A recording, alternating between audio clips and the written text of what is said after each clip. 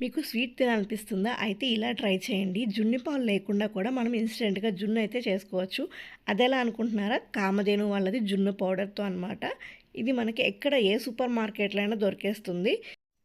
And దాన్ని ఎలా prepare చేసుకోవాలి అనేది మెజర్‌మెంట్‌తో సహా మనకి బ్యాక్ సైడ్ ఉంటుందనమాట.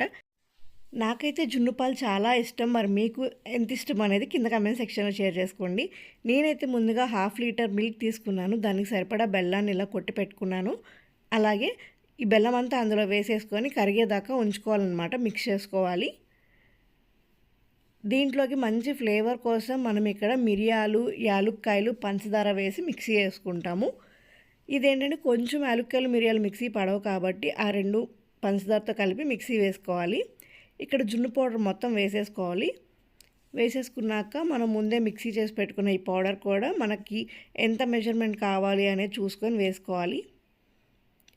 ఇది బాగా ఎక్కడ లంప్స్ లేకుండా మనం మిక్స్ చేసేసాయన్నమాట. అండ్ నేను ఇక్కడైతే కుక్కర్లో పెట్టేశాను. ఒక 20 మినిట్స్ మీడియం ఫ్లేమ్లో పెట్టేస్తే మనకి జున్ను అనేది రెడీ అయిపోతుంది. మీరు కనుక ఫుల్ ఫ్యాట్ మిల్క్‌తో చేస్తే చాలా వస్తుంది. అండ్ ఇక్కడ ఏంటంటే మేము పోయించుకునే పాలు కాబట్టి కొంచెం అలా అలా విరిగినట్టుగా వచ్చింది. కానీ టేస్ట్ అయితే మాత్రం సూపర్‌గా ఉంది. మీరెప్పుడైనా ఈ పౌడర్‌తో ట్రై చేస్తారా? ట్రై చేస్తే ఎలా ఉంది అనేది కామెంట్ సెక్షన్‌లో షేర్ చేసుకోండి. ఇంకో వీడియోతో మళ్ళీ కలుస్తాను.